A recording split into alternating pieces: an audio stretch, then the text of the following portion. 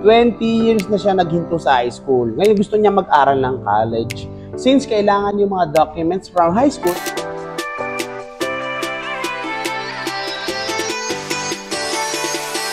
hello online buddies, magbabasa tayo ng ilang mga katanungan mula sa ating YouTube channel, ano? Okay, so yung unang tanong natin na ito, ano? Sabi niya, okay, galing ito kay May, ano? Tanong ko lang po, nakapag-aral po ako ng college. 2006, naghinto ako ng 20 years na. Okay, almost 20 years.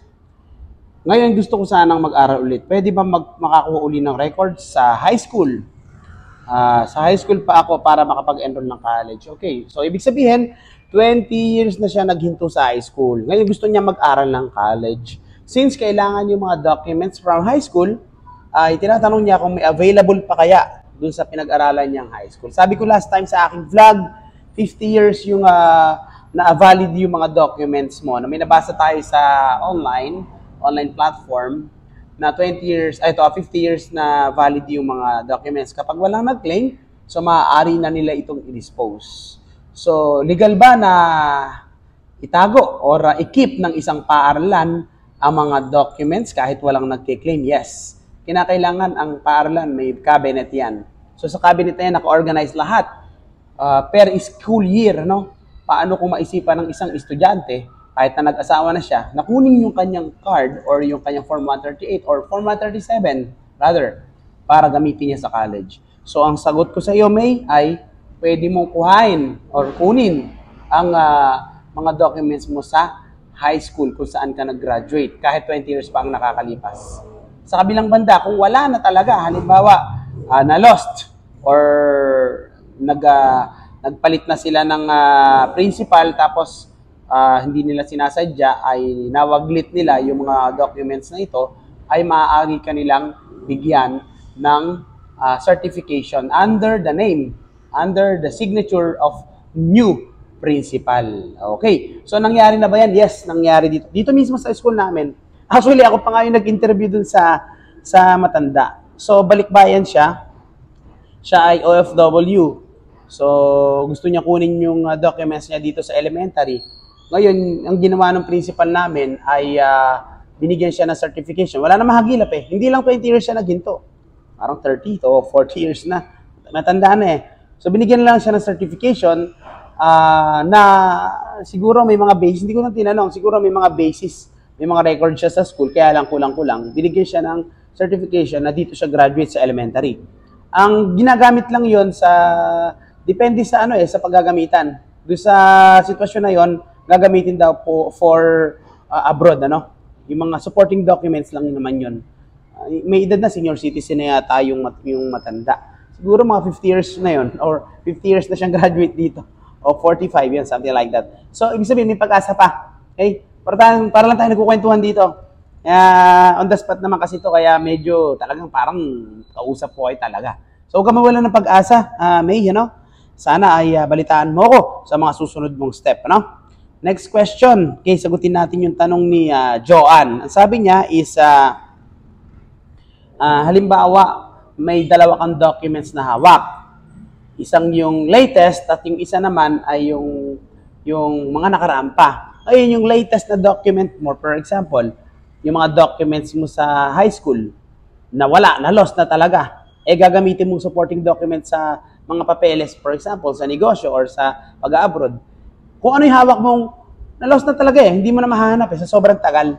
Pwede mong ipakita kung ano yung hawak mong dokumento, ano ba yung hawak mong nasa inyo ngayon, kung ano yung kopya mo, yun yung pwede mong gamitin as supporting documents.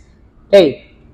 Sa usapan kasi natin ngayon, kung ano yung hawak mong dokumento, kung ano yung available, yun yung pagbabasihan ng mga institusyon na narito sa Pilipinas. Kung talagang minsan kasi hindi naman natin masasabi kapabayaan Masasabi natin nagkaroon ng konting lapses. Ganoon na rin ba 'yon?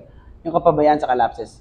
For example, dito sa atin madalas daanan ng bagyo. Nabaha, nasunog yung isang paaralan. Lahat ng mga trahedya na yan, hindi naman naiisa-isa yan kahit na yung simpleng naambunan lang na tungkabo yung bubong dahil sa mahinang hangin, masasabi na rin nating lost yung mga documents kung talagang na-damage sila, So, kung ano yung hawak mong dokumento, gagamitin supporting documents yan. Ngayon yung mga certification, ibinibigay yan para patunayan na ikaw talaga ay nag-aral doon. Okay? Medyo magulo ba yung paliwanag ko? Ang ibig ko lang sabihin is kung ano yung hawak nilang dokumento, kung ano yung hawak mong documents na nasa sayo, yan, napakahalaga niyan. Okay? Yun yung tanong dito eh. Hindi ko na pinahaba pero yun, binuod ko na lang. Okay, next question. Number 3 tayong question na. Hello sir, I'm college as transferee. Okay, college siya, transferee siya. Ask ko lang po, may chance po bang makredit yung mga subject ko dati, no? Sa pinanggalingan kong school, kahit enrolled na po ako ng first year, second sem sa school ko ngayon, para hindi na po matake yung ibang subject na minor. Yes, actually, kahit alive na yung klase, kahit hulihan, kung talagang kung nahuhuli na yan, ano, kung talagang kailangan na ipakredit mo yan, maaari. Minsan may tinatawag din tayong procrastination. O yung minsan, pinagpapaliban natin isang gawain, dapat gawin na natin ngayon. Dapat ginagawa na natin ngayon, pinagpapaliban pa natin. So, sa sitwasyon na yan, kung may mga units kang hindi nakikredit pa, ipakredit mo na. Malay mo, di ba? Wala namang masama sumugal eh. Lahat ng mga ginagawa natin na yan, kung hindi mo susubukan, hindi mo malalaman. Buti nga, may channel tayong ganito kasi talagang true experience to.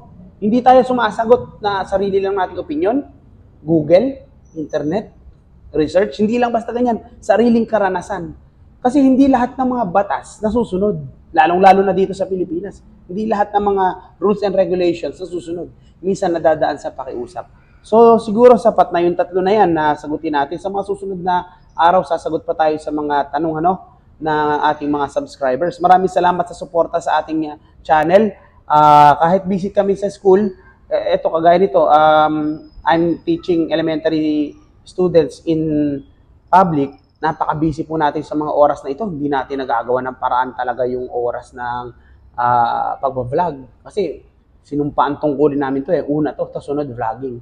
Pero kapag ganito naman na may chance Valentine's, mga estudyante hindi masyadong hindi masyadong masaya ang mga estudyante, hindi masyadong binabawal lagi, ganyan. So may oras tayo, hindi tayo masyadong napapagod.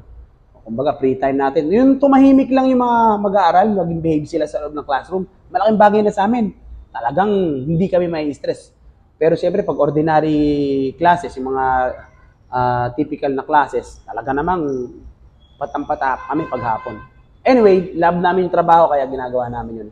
Here, love ko rin kayo dito sa vlog na ito. Online buddies, lagi nyo yung tatandaan na every human is a student in this giant classroom called life. Thank you.